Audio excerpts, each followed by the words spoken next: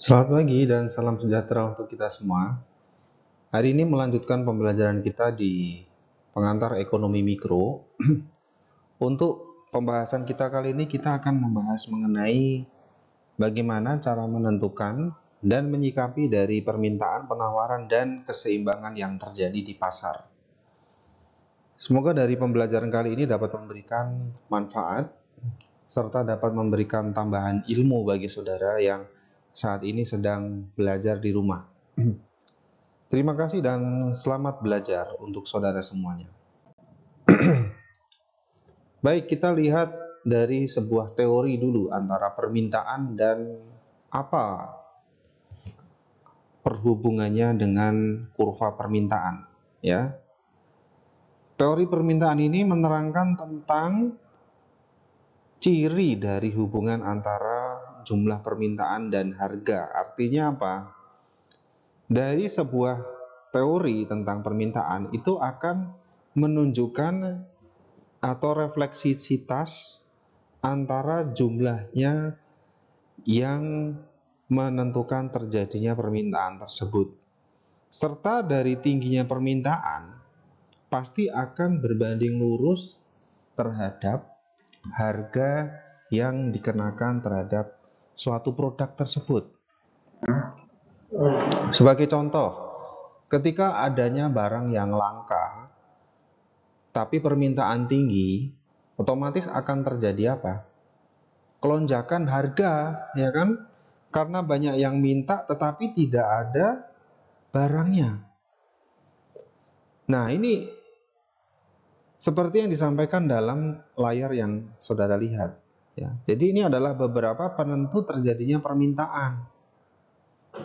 Nah, karena adanya barang itu sendiri, ya karena barangnya itu terjadi kelangkaan, kemudian adanya jumlah penduduk yang sudah merebak, nah, atau kemungkinan terjadi ramalan mengenai keadaan di masa yang akan datang.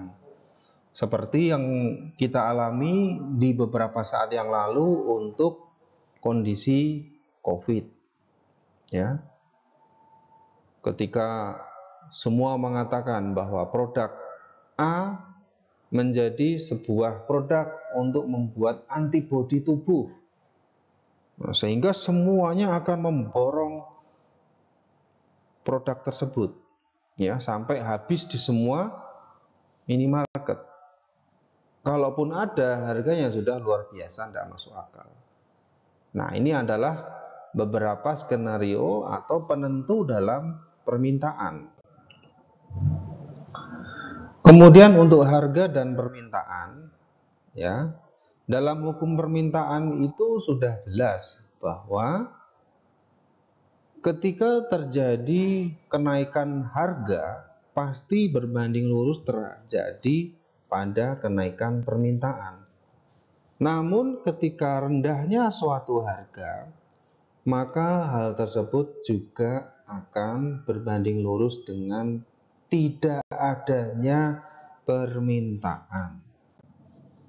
Nah, ini contoh. Tabel permintaan terhadap buku tulis pada berbagai tingkatan harga. Ya, saudara lihat, yang paling tinggi permintaannya, ya, dilihat adalah buku T atau S atau R atau malah P. Nah, mana yang paling tinggi? Dan kenapa jumlah yang diminta justru semakin sedikit? Saudara bisa jawab kenapa kira-kira? Jadi kalau ada barang murah dengan barang mahal, kira-kira yang paling banyak dibeli adalah barang yang mana? Untuk jenis yang sama, ya pasti tentu saja barang yang murah, ya, karena terjangkau di semua kalangan. Nah, ini ilustrasinya ini relate dengan kehidupan kita saat ini, ya. Kemudian, nah ini adalah bentuk kurvanya terhadap permintaan buku tulis. Semakin rendahnya harga, maka juga sebenarnya juga akan berpengaruh terhadap semakin tingginya tingkat permintaan. Nah, kita lihat efek yang mempengaruhi permintaan tapi bukan dari faktor harga. Kira-kira apa yang kira-kira tidak terpengaruh terhadap faktor harga? Nah, faktor lain yang mempengaruhi terjadinya kenaikan itu juga bisa terjadi karena mungkin ada seorang yang menganalisis.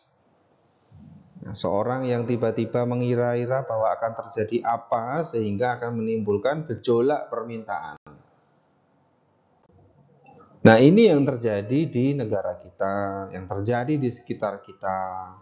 Ada istilahnya menggoreng sesuatu atau ibaratnya itu menaik-naikkan masalah sehingga akan terjadi permintaan yang tinggi. Misalkan saudara membuat semacam hoax bahwa produk ini mempunyai kualitas ini, khasiat ini, sehingga semua orang akan mencari dan akan berpengaruh terhadap tingginya permintaan pula. Nah, kalau yang mempengaruhi permintaan karena adanya barang lain, maka ya ini adalah faktor X. Bisa karena apa? Tidak adanya barang pengganti. Nah, karena tidak adanya barang pengganti, maka ya otomatis akan menjadi apa? Akan menjadi pesaing bagi produk tersebut. Sehingga akan berpengaruh terhadap tingginya harga barang yang menjadi pesaing tadi. Nah, faktor lain yang mempengaruhi adalah pendapat dari pembeli. Jadi word of mouth atau the power of mouth to ear, kekuatan mulut ke telinga atau kekuatan opini dari pelanggan. Ini adalah salah satu bentuk feedback yang sebenarnya bisa diharapkan dan tidak diharapkan oleh sebuah perusahaan. Karena apa? Asumsi yang timbul, yang muncul di tengah masyarakat, karena sekarang kan bahasanya akan diviralkan, maka akan menjadi laris, akan menjadi tidak laris, ya. Nah, pendapat dan asumsi inilah yang didapatkan dari seorang calon pembeli yang nantinya akan mempengaruhi dia untuk membeli atau tidak. Sehingga membuat permintaan terhadap suatu jenis barang itu akan berpengaruh hanya karena faktor opini atau asumsi dari pembeli lain. Yang mempengaruhi siapa? Yang mempengaruhi calon-calon pembeli. Kemudian yang selanjutnya adalah berdasarkan sifat perubahan permintaan. Ya, yang dulu menganggap bahwa barang tersebut adalah barang mewah. Ya, sehingga seorang akan melakukan effort tertentu untuk membeli barang tersebut. Misal, ya, dulu yang dikatakan barang inferior adalah barang apa? Barang untuk membeli sebuah handphone iPhone. Ya. Dulu iPhone adalah sebuah citra atau branding untuk menunjukkan bahwa status sosialnya berbeda. Namun saat ini karena adanya perubahan terhadap sifat suatu barang dan sudah terjadi multi solusi saat ini, ya. Untuk mendapatkan barang tersebut sekarang tidak harus bersusah payah. Tapi cukup dengan mengajukan kredit terhadap lembaga pembiayaan, ya. Sehingga tampak mudah walaupun juga tampak susah setiap bulannya karena harus melakukan angsuran, ya kan? Tapi ini tidak menjadi masalah untuk kalangan sosial saat ini ya. Yang penting gaya nomor satu, susah nomor sekian. Nah, sifat inilah yang mempengaruhi terjadinya perubahan terhadap permintaan. Kemudian untuk teori penawaran dan kurva penawaran, kalau permintaan ini belum tercukupi di pasar, ya ibaratnya seperti itu, maka penawaran itu juga tidak akan berbanding lurus. Ya, tidak ada penawaran yang bertolak belakang dengan permintaan. Misalkan saya jual barang yang tidak dicari orang, buat apa? Ya pasti kita akan menjual barang yang kira-kira dicari orang. Kemudian ciri hubungan antara harga dan penawaran. Coba saudara bayangkan, ketika saudara membeli barang, ya, pasti pertimbangan pertama yang saudara lakukan dalam kondisi apapun pasti adalah berapa harganya. Bukan seberapa bagus produk kita. Ya untuk kondisi kita yang relate saat ini pasti akan bertanya berapa harganya. Kecuali saudara seorang yang sudah crazy rich. Saudara tidak peduli berapa harganya, tapi seberapa fungsinya dan seberapa menunjukkan gap sosial antara saudara dengan orang yang strata sosialnya di bawah. Nah, ini tidak bisa dipukul rata antara setiap individu untuk membuat hubungan penawaran antar individu, karena individu satu dengan yang lainnya akan terpisah dengan adanya tembok sosial dan tembok ekonomi. Nah, ini yang mempengaruhi dan perbedaannya. Kemudian hukum untuk penawaran, ya sifatnya apa yang ditawarkan seharusnya selaras dengan apa yang dicari oleh pembeli. Nah, ini untuk tabel penawaran, contoh buku tulis. Untuk kondisi A sampai kondisi E. Ya, kita lihat kondisi A yang ditawarkan terbanyak, kemudian jumlah yang ditawarkan juga banyak. Nah, keadaan ini ya mungkin bisa berpengaruh terhadap kondisi ekonomi, kondisi menjelang lebaran, sehingga walaupun harganya tinggi, tapi ya yang mencari atau yang membeli juga justru banyak. Jadi ketika saudara melakukan sebuah bisnis, ya, seharusnya disesuaikan dengan kondisi keadaan saat ini. Komoditas penjualan atau barang dagang yang saudara jual seharusnya mencerminkan kehidupan saat ini atau keadaan saat ini, supaya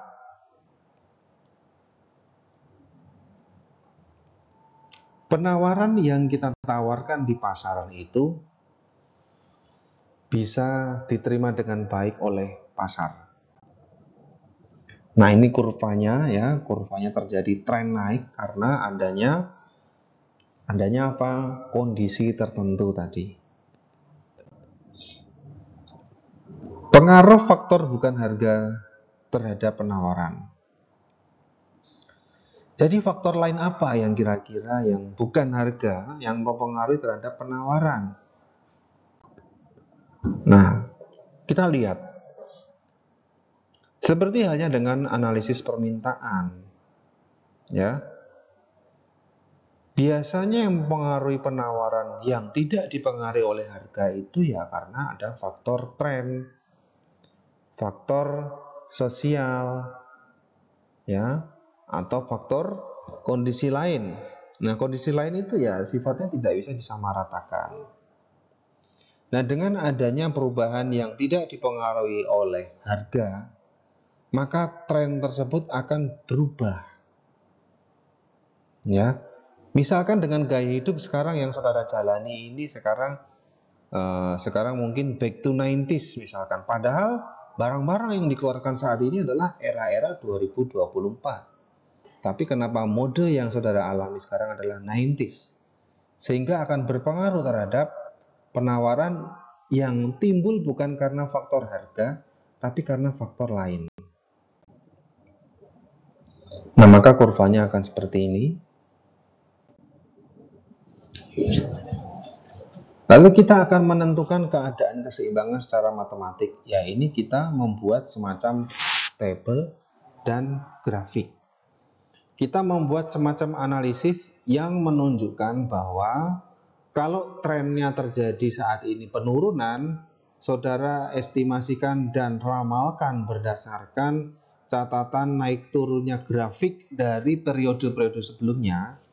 Ya, ketika dihitung secara matematis akan kelihatan. Misalkan saat ini ketika terjadi tren kenaikan THR, tren kenaikan daya beli karena ada faktor perayaan salah satu hari besar keagamaan, maka juga akan terjadi tren kenaikan, maka kita harus menaikkan jumlah penawaran. Nah, itu ilustrasi dan analisis dari sisi matematisnya. Kemudian untuk keperluan tersebut, maka kita membuat persamaan dan sebuah perhitungan. Supaya apa? Kita bisa meramalkan bentuk-bentuk tren yang akan terjadi, tidak hanya berdasarkan katanya dan karena apa. Nah, rumus untuk menghitung tren penawaran dan permintaan tersebut tertampil seperti yang ada di layar. Ya, silakan saudara pahami dan angka-angka ini dari mana. Jadi nanti kalau ada latihan untuk menghitung nilai tren, maka ya seperti yang tertampil tersebut. Nah, ini rumusnya ya. Berikut adalah beberapa kasus ya yang kira-kira akan mempengaruhi terhadap keseimbangan. Apa saja kira-kira? Tertampil kemungkinan terjadi geseran kurva ini karena ada permintaannya bertambah, berkurang, atau penawaran bertambah dan berkurang. Jadi misalkan dalam kondisi saat ini yang mendekati hari raya, pasti kan ada salah satu permintaan yang naik terhadap salah satu barang atau salah satu bentuk komoditas. Ya, kalau terjadinya perubahan-perubahan tersebut pasti akan berubah juga terhadap bentuk penawarannya.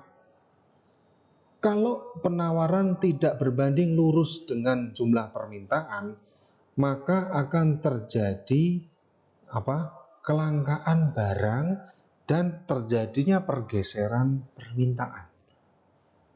Nah, jadi makanya fungsi dari tim pemantau inflasi daerah yang ada di setiap daerah itu adalah menstabilkan dan menyelaraskan jumlah permintaan dengan penawaran yang terjadi di pasar dengan cara apa?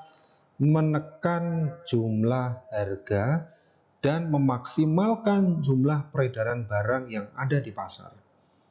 Nah, inilah.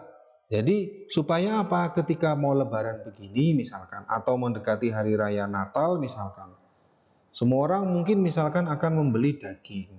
Maka pemerintah harus bisa memastikan jumlah pasokan daging yang ada di pasar itu sudah bisa mencukupi kebutuhan yang ada di pasar. Nah, ini yang menjadi PR bersama.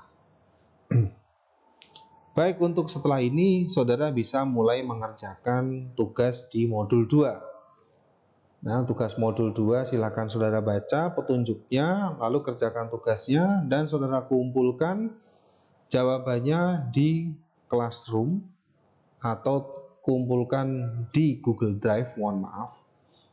Nanti saya sertakan linknya dan jangan lupa kerjakan tugas di video sebelumnya yang sudah saya share tadi. Nanti semuanya dikumpulkan, terpisah, saya pisah-pisahkan di Google Drive. Terima kasih atas perhatiannya. Semoga menjadi tambahan ilmu untuk saudara. Saya tutup. Selamat pagi dan salam sejahtera untuk kita semua.